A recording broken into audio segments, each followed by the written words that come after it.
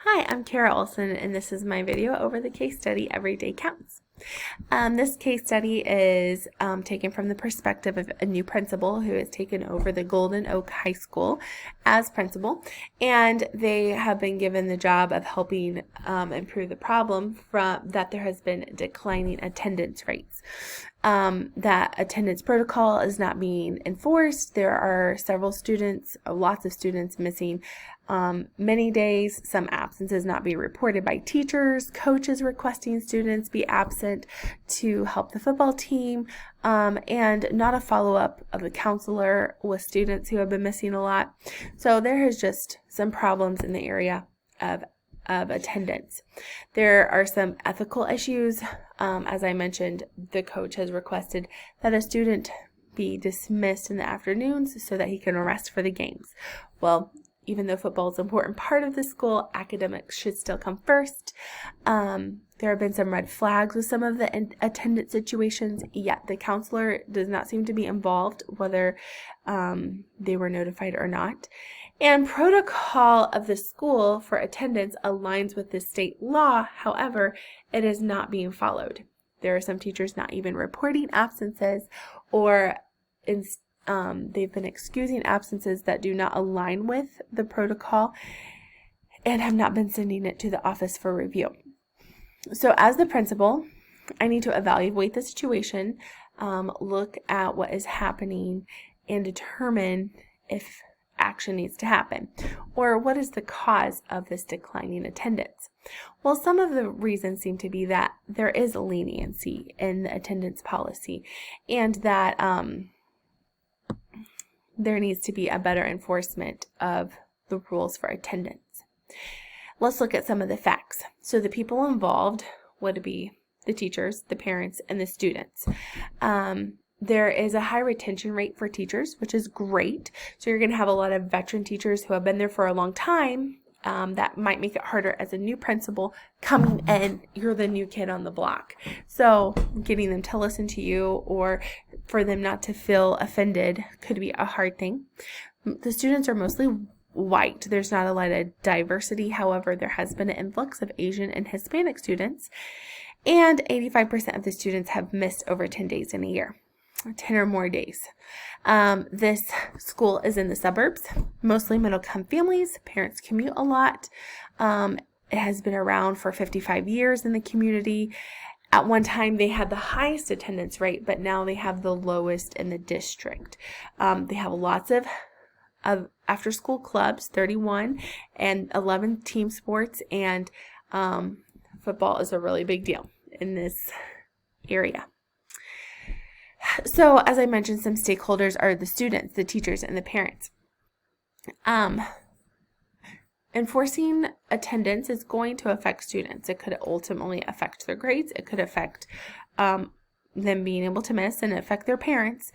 And teachers are going to have to be the middleman, making sure that this is being enforced, that whatever changes are made, they're the ones enforcing it. So you really need them on your side. So some of these stakeholders could be consulted before starting any process. Talk to the teachers who have not been documenting absences. Maybe they forgot. Maybe something in their system is unorganized and they just need to fix that. Maybe they don't realize they're not supposed to excuse certain absences. So talk to them. Talk to the counselor.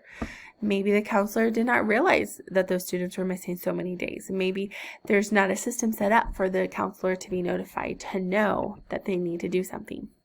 So when looking at all of these factors and the evidence, it is clear that we do need to take some action.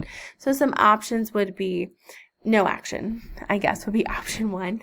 And if we take no action, it's very possible attendance will continue to decline, that it will not resolve itself. And if attendance continues to decline, it will probably mean that academics is going to decline.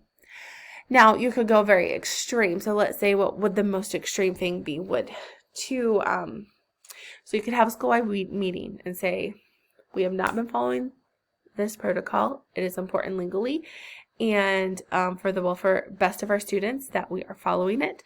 Anyone who does not follow it will get a warning, and after 2 or 3 warnings, you're out. And you would have to be on top of it, following around, making sure that teachers are documenting absences the way they're supposed to. Fire teachers who are not following protocol, fire the counselor if they are not involved, and have very strict guidelines. And, if a student misses 5 days unexcused, then their grade starts to be affected automatically. While this might seem like a great idea of the way to get it done and get it done fast as a new principal, this would not be a great idea, because you're going to really get some teachers mad at you, and you need teachers on your side. And parents, if you do that, you're going to have some parents coming in. There's already been a change of principal. They do not want it feeling like they don't have a voice or a say.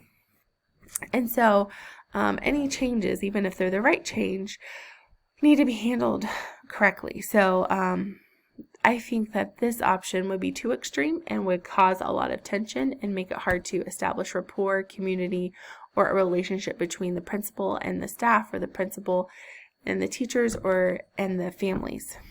So option 3, like I mentioned before, go and talk to the stakeholders, talk to the teachers, talk to the counselor, and then gather data, gather attendance records from the past 5 or 10 years, whenever it started declining, and gather the academic data and compare them and show it to the teacher. Say, hey, look, this is how our attendance used to be, and this is what it is now, and let's look at our academics and see how it has changed. And then let teachers talk about it and see, say, do you know that there's a protocol that you're supposed to follow? And then tell them about it, and then give them a voice to discuss and to talk about solutions, and work together to come up with, hopefully they will say, oh, we should be following this protocol. If not, guide them that way or tell them. So coming up with a sharing the protocol, and then establishing a procedure, educating them on the protocol, that teachers are not allowed to excuse absences other than the few that are reasons listed in the policy. That if a student wants to be excused for an absence, religious purposes or travel purposes, that a teacher cannot excuse it. It will need to go to the principal and be reviewed. However, just because it's excused doesn't mean they can still have an excessive amount of absences. Setting a policy in place that when students reach 3 unexcused absences, the counselor is automatically notified, and they can do a check-in with the student to see what is up and try to figure out some solutions. If a student has 10 unexcused absences, to have a conference with the parents and with the students and with the counselor. Obviously, they should have already been meeting with the counselor before this point, but meeting together, and then letting the parents know, hey, if this continues to happen, your child's grades, because of every time there's an unexcused absence, their grade will drop, because that is protocol. So some possible consequences of this scenario are that parents aren't going to like the change, teachers aren't going to like the extra work they're having to do or learning a new system.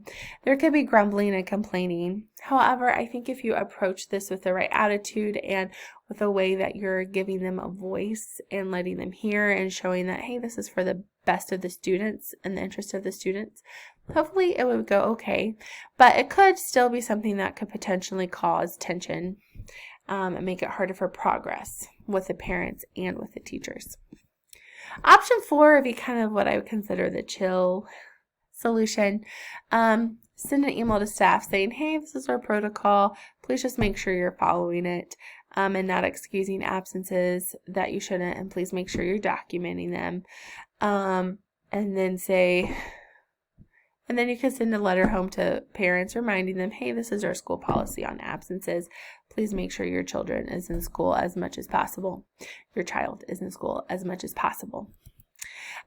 So the consequences in that could be when things are written especially to teachers who are reading them quickly, it could be misconstrued. It could be taken wrong. Staff and parents could read the email and then just forget about it, because that's what I would do, or not take it seriously, or not even see the email. So that would not help solve the problem if no one's taking action. They may not feel the urgency or need for action to be taken. So let's evaluate the options. There's option 1, no action. Option 2 is going extreme and being very strict. Option 3, I thought, was kind of you're being slightly firm and making a plan, but also hearing the voices of others.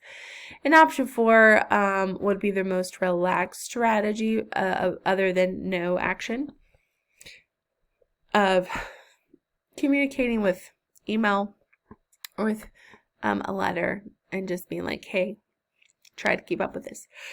So, excuse me, I think the best option to attempt to do would be option 3. So under the circumstances, there obviously needs to be a change made, and I think that option 3 would help get that change done the quickest, along with hopefully parent and teacher support. If the parents can see the importance of attendance, and then also see, wow, see if you can communicate with parents about how it used to be great at attendance and how it's declined. If they'll take more responsibility for that, giving teachers some responsibility, finding a way to make it working together as a community. So parents, students, staff, faculty, everyone will need to know about the changes. It needs to be communicated verbally and written down and put in all the official places and spaces. So to imagine implementation, first, as a principal, I would need to review the protocol and know exactly what it says. Does anything need to be changed? If something needs to be changed, that needs to go before the board. Then gather data. That's my job, to look at the attendance data, look at the academics data, also gather information just in general about how attendance affects academics.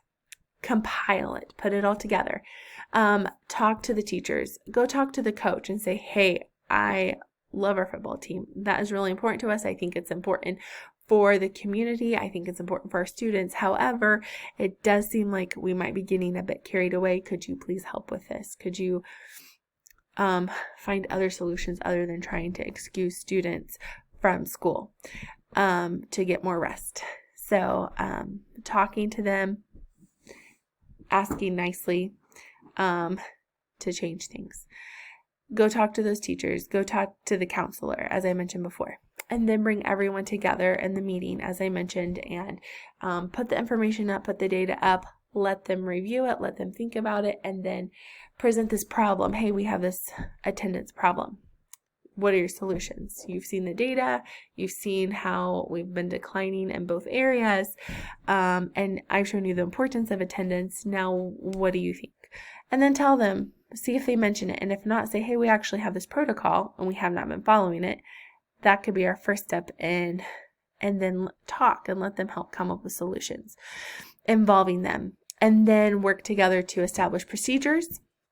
And after you've decided on that and gotten everything typed up and finalized, then go to the students and tell them about the changes that will be happening.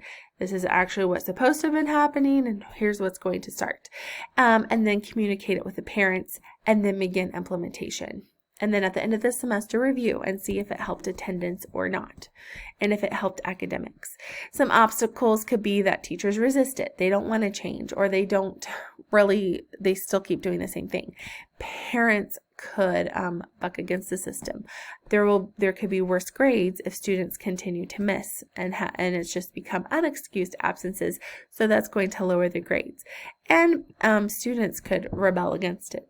So if it does not seem to be working at all, if there are still staff or parents abusing the attendance policies, then I think as a principal, I should go talk to those that are making it harder. Go talk to them personally. If it continues, give warnings. And then if it's a teacher and they're not abiding by it, then they would need to go look for a job elsewhere. So those are my ideas on this case study and how I would handle it as a principal.